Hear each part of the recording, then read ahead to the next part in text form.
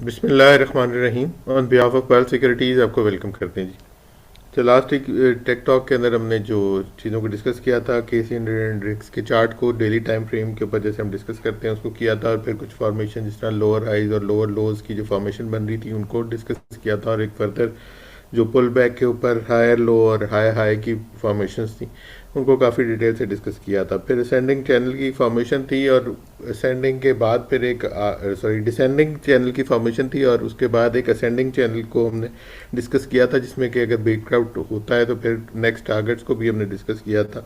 Volumes के ऊपर बात हुई, प्राइस एक्शन के ऊपर बात हुई, और फिर लेवल्स भी हम डिस्कस करते हैं तो उनको भी देखा। तो एरियाज़ की अगर बात करें तो वो हमने जो अब डिस्कस किए थे उसमें वो 1,17,422 का एरिया जो कि हमने ब्रेकआउट डिस्कस किया था, उसके बाद एक फर्दर जो लेवल्स उसके बाद एक्सपोज होते हुए नज़र आ रहे थे वो 171,600 और 172,900, और अगेन फर्दर मोमेंटम बनता है तो इवन 174 के भी बनते हुए हम डिस्कस किया था काफ़ी डिटेल से। उसमें फिर बाइंग साइड के ऊपर बात करें तो यही बात हुई थी कि अगर मार्केट में कहीं कोई प्रेशर आता है तो वहाँ पर बाय साइड पे ही देखना चाहिए। तो सपोर्ट एरिया जो थे वो आपको बता दिए।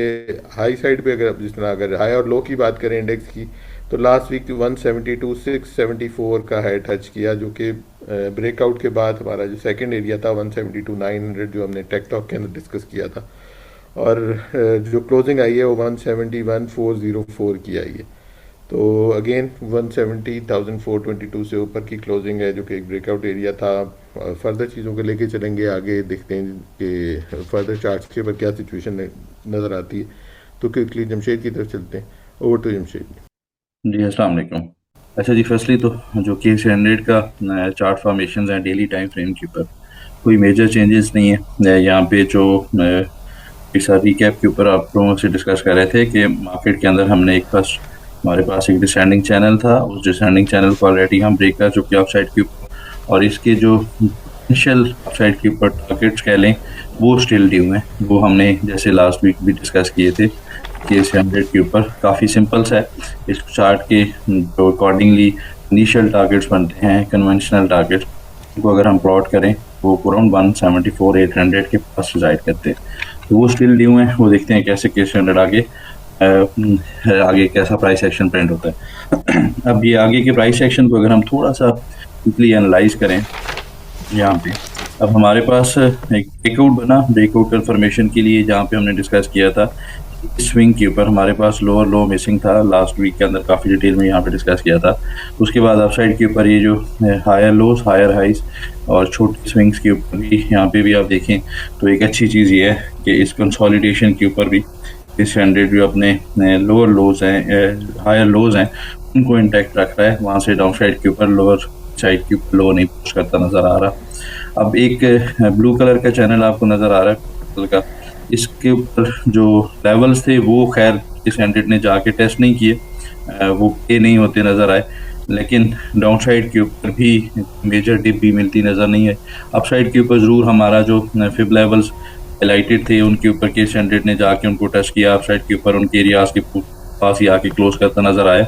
अदरवाइज कोई जो मेजर मूवमेंट है वो सिलेक्टिव स्टॉक्स के अंदर ही नज़र आई है।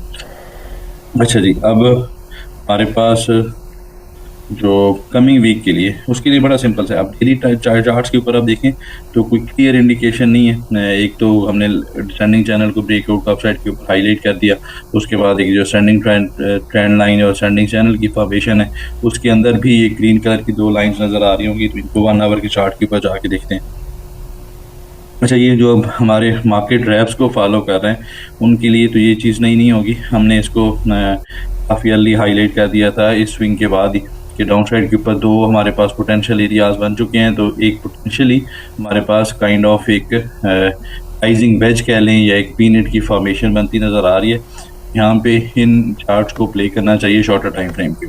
अच्छा, यहाँ पे जो ये एरियाज हैं इनको थोड़ा सा अगर यहाँ पे एडजस्ट करें हम, क्योंकि प्राइस ने 1 से 2 सेशन के अंदर स्लाइटली एडजस्ट किया है चार्ट्स के ऊपर, तो एक हमारे पास ये करके स्टैंडिंग ट्रेंड लाइन बनती है अपर साइड के ऊपर, और इस जो लोअर साइड के ऊपर हम ट्रेंड लाइन को ट्रेड कर रहे थे इसको अगर हम थोड़ा सा इस स्विंग के ऊपर रखें तो स्टिल इट्स वैलिड। अब न्यू बेस के लिए कि इसको आप थोड़ा पैसेज ऑफ टाइम ये चार्ट जैसी प्रिंट होता जाता है, तो आप थोड़ा सा इसको एडजस्ट कर सकते हैं। उसमें कोई मुज़ायका नहीं है, ना ही कोई बहुत ज़्यादा हार्ड एंड फास्ट रूल होता है कि आपकी चार्ट अंडरस्टैंडिंग ठीक होनी चाहिए, उसके बाद आप इंशाल्लाह प्रॉफिट में ही रहेंगे। अब इसको काफ़ी अच्छे से ये फॉलो कर रहे हैं, सारे पॉइंट्स के ऊपर ही हमें रिजेक्शन मिलने को नज़र आई है। और लास्ट सेशन में जो अपसाइड के ऊपर एरियाज थे, अगेन यहाँ पे जो फिब लेवल्स के ऊपर हमारा एरिया था, इफ़ केस 100 अगर अपसाइड के ऊपर ब्रेकआउट कर जाता, जो कि हमने देखा 1,70,400 का, तो अपसाइड के ऊपर 171,600 से लेके 172,900 के एरिया, जो कि 1.14 इस एक्सटेंशन का लेवल है। इसी के पास कुछ 300 पॉइंट्स नीचे हाई पोस्ट हुआ, वहाँ से फिर हमने काफ़ी हेफ्टी सेलिंग प्रेशर देखा और काफ़ी रिएक्टिव नोट के ऊपर मार्केट के अंदर क्लोजिंग देखी है। अच्छा, अब गोइंग फर्दर अगेन इसी चार्ट के ऊपर ही जो मीडियट बेसिस के ऊपर हमारे पास सपोर्ट्स बनते नज़र आ रहे हैं, उसको ही देखते हैं। मीडियट बेसिस के ऊपर 170,200 400 का हमारे पास इमीडिएट सपोर्ट एरिया है, वो वायलेट हुआ तो 169,300 के एरिया होगा। और ये ऐसे दो इमीडिएट सपोर्ट एरियाज हैं जो कि केस 100 को वायलेट नहीं करने चाहिए। यहाँ से अगर कोई वायलेशन मिलती है, जो मैं अगर रेंज हाईलाइट करूँ, ये कुछ इस तरह करके हमारे पास रेंज बनती है कन्वेंशनल मीडियट सपोर्ट एरिया। यहाँ पे हमारे पास असेंडिंग ट्रेंड लाइन का कन्फ्लुएंस भी है, तो ये दो कन्फ्लुएंस जो हमारे पास बनते नज़र आ रहे हैं, इसके ऊपर मीडियट सपोर्ट एरिया एक अच्छे से काम करता नज़र आ रहा है। तो हमारे पास ये जो कन्फ्लुएंस है, इसके ऊपर कोई भी डिप आएगी तो वहाँ पे हम बाय द डिप स्टांस के साथ जाएंगे। और बाय द डिप स्टांस के ऊपर जो स्टिल हमारे पास स्टॉक्स हैं, ट्रेंडिंग स्टॉक्स के अंदर ही होने चाहिए। और उसके अंदर अगेन थोड़ा सा bottom fishing in a sense की जा सकती है, क्योंकि काफ़ी सारे स्टॉक्स काफ़ी अच्छा परफॉर्म करते नज़र आए हैं और कुछ सेक्टर स्टिल लैगिड है। ईएनपी ने परफॉर्म किया, पीपीएल ने काफ़ी अच्छा परफॉर्म किया, ओजीडीसी स्टिल लैगिड रहा कुछ सेक्शंस। अच्छा, यहाँ पे हमारे पास जो कमिंग वीक होगा, एक तो रोल ओवर वीक है। रोल ओवर वीक के ऊपर अगेन वोलेटाइल सेशन देखने को मिल सकते हैं। और उसके ऊपर स्ट्रेटजी मेरे ख्याल में सबसे बेहतरीन स्ट्रेटजी यही होगी कि आप अपने चार्ट्स के ऊपर, अगर हमारे एनालिसिस को आप फॉलो कर रहे हैं, तो जो ये करंट स्लाइड है इसी को प्रिंट करके रखें। इसके ऊपर हब साइड के ऊपर रेजिस्टेंस एरियाज के पास केस 100 मूव करता है, तो वहाँ पे according to the individually stocks जो कि केस 100 के ऊपर आइडेंटिकल मूव्स बनाते हैं या हैवी वेटी स्टॉक्स हैं, उनके अंदर उनके अकॉर्डिंग रेजिस्टेंस एरियाज के पास प्रॉफिट टेकिंग करें। और सिमिल्टेनियसली डाउन साइड के ऊपर भी डिप आती है सपोर्ट एरियाज के पास, तो यहाँ पे बाइंग साइड के ऊपर स्टिल बाइंग साइड के ऊपर स्टॉक्स काफ़ी अवेलेबल हैं, उनको बॉटम फिशिंग करनी चाहिए। उनके अंदर इंशाल्लाह अप साइड के ऊपर प्रॉफिट टेकिंग का मौका ज़रूर मिलता रहेगा। अब यहाँ पे एक चीज़ कॉशियस जा डाउन साइड के ऊपर जो गिरिश साइड के ऊपर चीज़ नज़र आती है, जो कि आगे पॉइंट टेबल के ऊपर जाके भी देखेंगे, वो है डाइवर्जेंसेस। डाइवर्जेंसेस काफ़ी क्लियरली मेंशन प्रीवियसली भी हमने की। वो एक चीज़ यहाँ पे आप देखेंगे तो शॉर्टर टाइम फ्रेम के ऊपर अगर इसी दिसंबर का ये चार्ट है, जहाँ पे हमारे पास एक काइंड ऑफ असेंडिंग ग्राफ सा चैनल है, फॉर्मेशन है, राइजिंग वेज है, इसको जो भी कह लें, तो इसके लेवल्स हैं। अब ये हमारे पास एक दिसंबर 2 दिसंबर जब 100 ने अपसाइड के ऊपर फर्स्ट 169,200 के एरिया बनाया था, इस जगह के ऊपर RSI की वैल्यूज देखें तो उसके बाद कंटिन्यूसली डाउन साइड के ऊपर हमारे पास लोअर हाइज बनते नजर आ रहे हैं। तो शॉर्टर टाइम फ्रेम के ऊपर ये जो डिवाइजेसेस हैं, ये थोड़ा सा डिसिप्लिन ट्रेडिंग को हाईलाइट करती हैं। अगेन इनको डाउन साइड के ऊपर ब्रेक डाउन मिलता है, immediate support areas, again I am repeating 170,400 169,300 के एरिया, ये एरियाज के 100 आके डाउन साइड के ऊपर एग्रेसिव मैनर्स में वायलेट करता है, वॉल्यूम्स एक्सपेंड करते हैं, तो वहाँ पे फिर डिवर्जेंसेस ट्रिगर करेंगी और फिर डाउन साइड के ऊपर हम ये फर्दर डाउन साइड के ऊपर एरियाज को एक्सपोज होता देखेंगे। अब वो फर्दर डाउन साइड के ऊपर एरियाज क्या हो सकते हैं, तो वो यहाँ पे मेरे ख्याल में उनको फिलहाल ऐसे नहीं ट्रेड करना चाहिए, ना ही प्रिडिक्ट करना चाहिए, क्योंकि हम असेंडिंग चैनल में है, असेंडिंग ट्रायंगल पैटर्न्स के अंदर ट्रेड कर रहे हैं। उसके लिए जब भी कोई वायलेशन मिलेगी डाउन साइड के ऊपर, रिवर्सल कंफर्मेशन मिल जाएगी, तो फिर टॉप का स्टॉप लॉस रखेंगे और वहाँ पे फिर सेलिंग पोजीशंस को इनिशिएट किया जा सकता है। तो सम अप किया जाए तो मेरे ख्याल में अपसाइड के ऊपर केस 100 कुछ अर्ली आवर्स के अंदर या कुछ सेशंस में मूव करता नजर आ सकता है। इमीडिएट बेसिस के ऊपर 172,900 एक रेजिस्टेंस एरिया, वहाँ पे प्रॉफिट टेकिंग करनी चाहिए।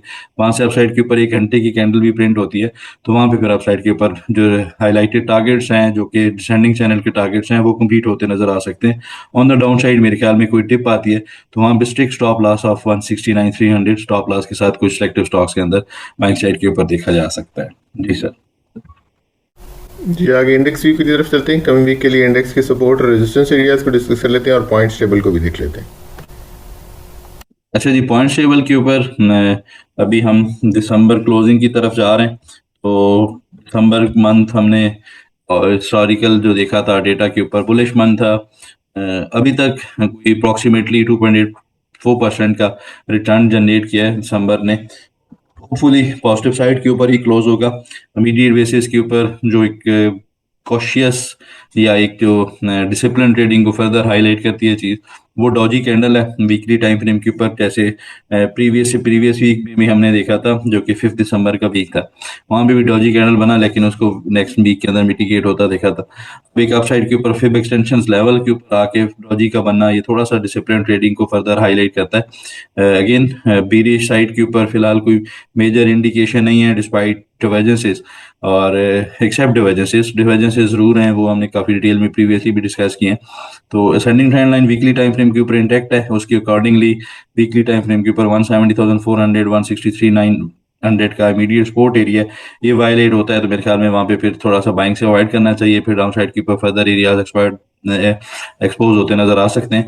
इमीडिएट हर्डल एरिया 172,900 का है, इसके ऊपर फर्दर पेर एरियाज जो हैं वो मेरे ख्याल में फर्दर फिब एक्सटेंशन लेवल 161.8% का, और जो डिसेंडिंग ट्रेंड लाइन का चैनल का कन्फ्लुएंस है वो 174,800 के पास रिजाइड करता है। तो इन एरियाज के पास जाके देखेंगे दोबारा से चार्ट पे कैसा प्रिंट होता नजर आता है। जी सर। जी, आगे ट्रेडिंग जर्नल की तरफ चलते हैं और जो ट्रेड प्लान्स हम शेयर करते हैं उनका फॉलोअप भी कर लेते हैं साथ ही। ट्रेडिंग जर्नल में जो हमारे पास करंट चार्ट फॉर्मेशंस हैं, उनको देखने से पहले अगर हम देखें जो प्रीवियस हमारे पास एरियाज हाईलाइटेड थे कुछ स्टॉक्स के अंदर, तो उन्होंने कैसा परफॉर्म किया। तो वहाँ पे first of all S L, इसने अपसाइड के ऊपर इनिशियल जो हाईलाइटेड टारगेट्स है वो कंप्लीट किए, और अभी के लिए देखा जाए तो 17% जनरेट किए। और करंट चार्ट फॉर्मेशंस के ऊपर अगर हम देखेंगे तो इसने जो अपसाइड के ऊपर टारगेट्स के बाद फर्दर मूव जो बनाई है, उसको अगर हम देखें तो ये एक डिसेंडिंग चैनल की फॉर्मेशन थी, उसको इसने अपसाइड के ऊपर मिटिगेट किया, जाके को 14.9% का गेन पोस्ट करता नजर आया। तो नेक्स्ट स्टॉक हमारे पास PIBTL है। PIBTL के ऊपर हमारी एक बाय कॉल थी, इसके ऊपर ये डिटेल्ड उसकी एनालिसिस है, और इसके ऊपर जो 18.20 सेकंड टारगेट एरिया था ये इसने टेस्ट कर लिया। साइड के ऊपर first and second target complete हुए हैं, 25% इसने भी जनरेट किया है। होपफुली कमिंग वीक्स के अंदर फर्दर परफॉर्म करता नजर आ सकता है, तो इसको मेरे ख्याल में अकॉर्डिंगली ट्रेड करना चाहिए। नेक्स्ट अब इस वीक के अंदर जो टॉपिक्स थे उनको डिस्कस करने से पहले अगेन अगर हम चलें, एक स्टॉक हमने डिस्कस किया इमीडिएट बेसिस के ऊपर, SBL। तो SBL के ऊपर जो चार्ट फॉर्मेशन थी उनको अगर हम देखें तो वहां पे इसका एक मेजर ब्रेकआउट कंफर्मेशन मिल चुकी है, और फर्दर ये मूव करता नजर आ सकता है। एंड जो बाइंग पोजीशन थी जो इसके ऊपर शिकर हमने बाय कॉल का शेयर किया, वहां से 29.78% का इसने गेन पोस्ट किया। होपफुली फर्दर अपसाइड के ऊपर कंटिन्यू करता नजर आ सकता है, तो इसको अकॉर्डिंगली ट्रेड किया जा सकता है। जी सर। जी, आगे क्यूरी सेक्शन की तरफ चलते हैं। जो क्यूरी शॉर्टलिस्ट की है उनको आंसर कर लेते हैं। जी, क्यूरीज में first of all lucky cement.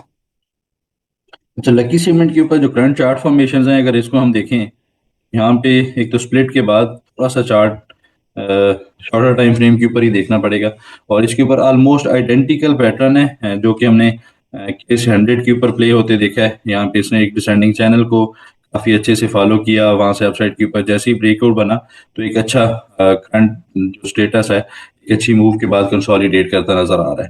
अब यहाँ पे अगर एक चीज फर्दर हम देखें तो वो है जी, एक क्लोजिंग बेसिस के ऊपर जो डेली क्लोजिंग है वो एवर हाई क्लोज किया है इन शॉर्टर टाइम फ्रेम जब स्प्लिट के बाद। तो इसको मेरे ख्याल में फर्दर अपसाइड के ऊपर पुश मिलती नजर आ सकती है। इसके अंदर जो लेवल्स का प्ले है वो बड़ा सिंपल सा है।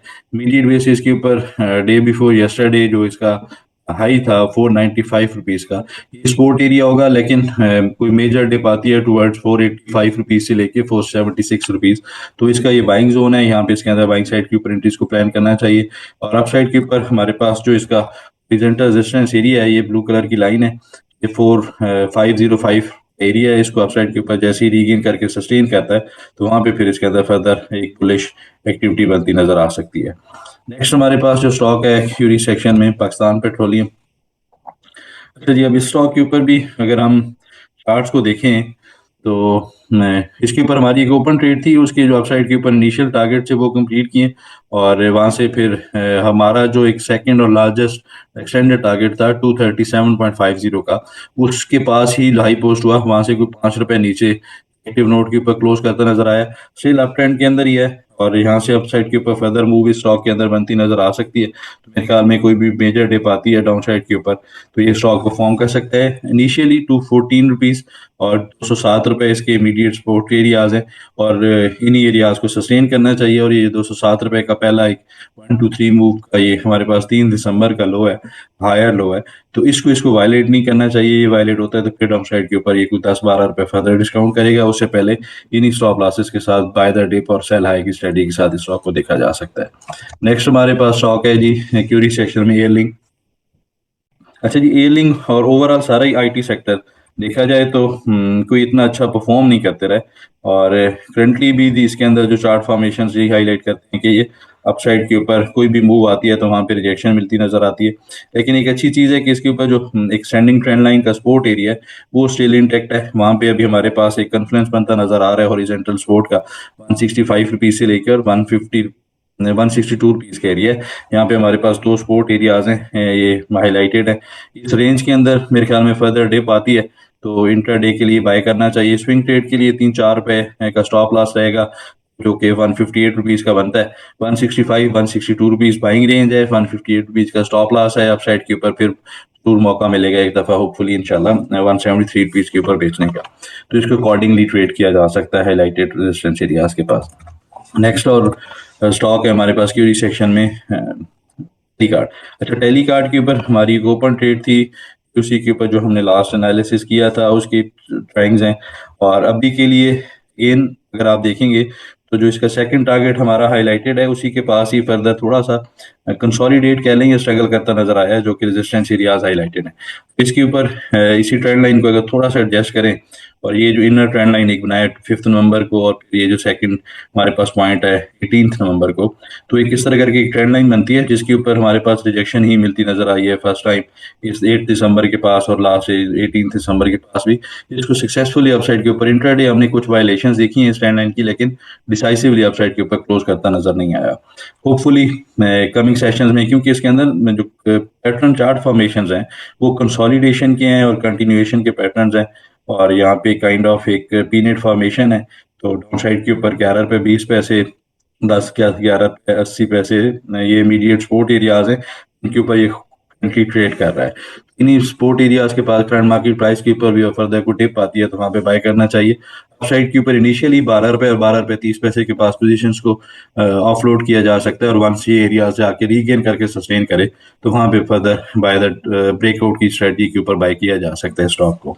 अच्छा, लास्ट क्यूरी थी हमारे पास नेशनल बैंक एनबीपी।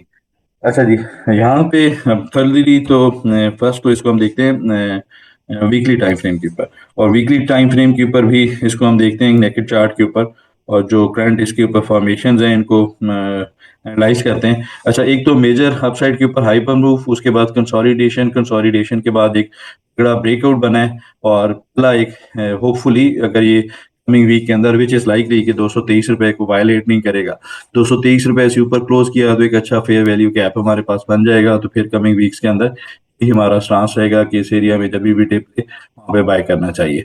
अभी के लिए मेरे ख्याल में स्टॉप लॉस फेल किया जा सकता है। प्रीवियसली जो इसके ऊपर हमारा एक स्टिकर ऑलरेडी आप लोगों के साथ शेयर है, चैनल के ऊपर भी आप सर्च कर सकते हैं नेशनल बैंक के नाम से, तो उसके ऊपर एक्सटेंडेड टारगेट्स हाईलाइटेड है, उनके अकॉर्डिंगली इसको मेरे ख्याल में फिलहाल स्टॉप लॉस फेल करते हुए होल्ड किया जा सकता है। जी सर,